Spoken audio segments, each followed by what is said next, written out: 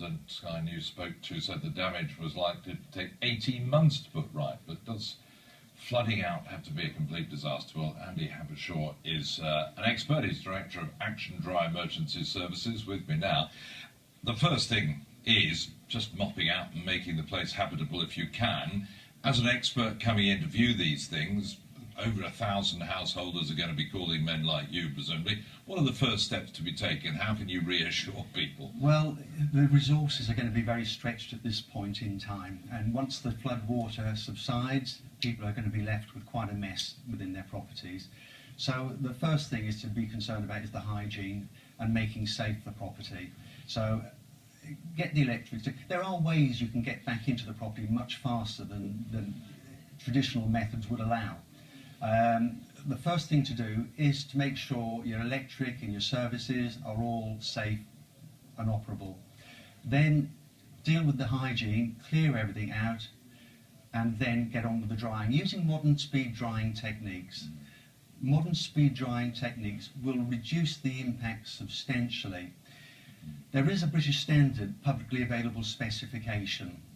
That publicly available specification, the PAS 64, guides victims of flooding and contractors and insurers through the processes required to put the property back into a pre-incident condition. Can they find that easily online, though? They can find it very easily online. If they look for a publicly available specification, PAS 64 overview, then they'll find routes into that.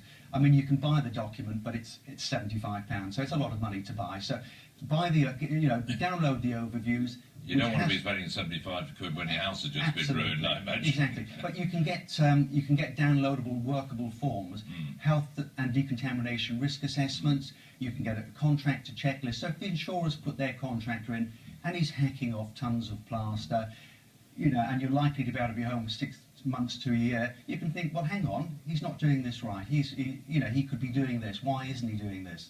So you don't have to necessarily leave your home. I mean, you could stay in it, but I mean, ideally, I assume you can get the work done quicker if you can find There's somewhere going to be stay. a period where the occupiers are going to be out of that property whilst the water is there, whilst it's filthy and wet. But once the hygiene and the safety issues have been addressed, and you've got modern speed drying techniques in that property, you can get back in and deal with the reinstatement questions, such as replacement kitchen, replacement flooring, at a later stage, okay, to suit your own agenda, rather than the agenda of the insurers, who perhaps will, drive the recovery route for you. Now, if they were to do that, you could be out of your property for 6 months to a year. That's why I suggest looking at the PAS 64, getting and downloading the overview and the checklist, because that will guide you and you can ask questions. So basically you're saying it doesn't have to be quite as bad as it probably looks now, the day that the water's still in your house. It always looks bad at the first 20 days or so, but after that it starts to, actually it doesn't look too bad, although obviously, for people who are flooded, it's a very traumatic event. Andy, must leave you there. Thank you very much indeed. Thank you. Some good advice there to